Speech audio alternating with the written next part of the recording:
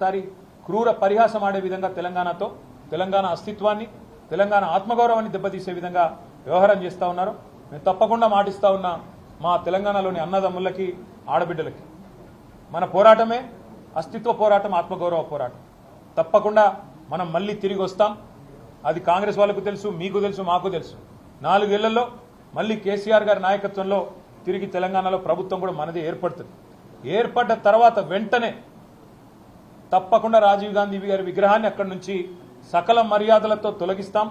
అక్కడి నుంచి వారు కాంగ్రెస్ వారు ఎక్కడికి కోరుకుంటే అక్కడికి తరలిస్తాం.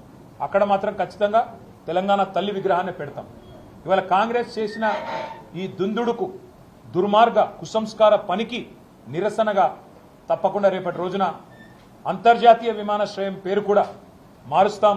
ఒక తెలంగాణ ప్రముఖుడి పేరే పెడతాం. ఎందుకంటే ఇవాళ భారతదేశంలో ఏ నగరానికి పోయినా అక్కడి వాళ్ళ ప్రముఖుల పేర్లు ఉంటాయి.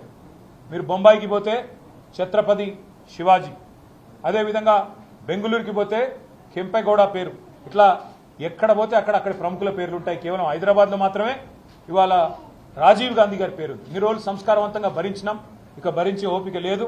ఈ కాంగ్రెస్ చేస్తున్న చిల్లర ప్రయత్నాలు, చిల్లర పనులు ఏవైతే ఉన్నాయో దీనికి ధీటుగా 4 ఏళ్ల తర్వాత సమాధానం చెప్తాము.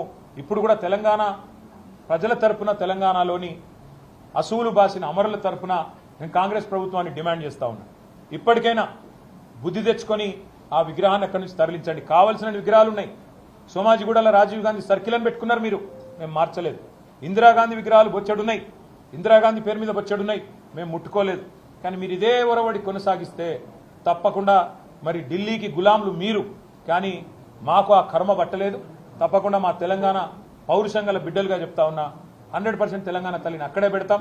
తప్పకుండా మిగతా ఏవైతే మీ జాతీయ నాయకులు అని చెప్పి పెట్టుకున్న పేర్లు ఏవైతున్నాయో వాటిని కూడా మార్చే దిశగా ఆలోచన చేస్తాం. తెలంగాణలో ఈ 8 నెలల పాలనలో కాంగ్రెస్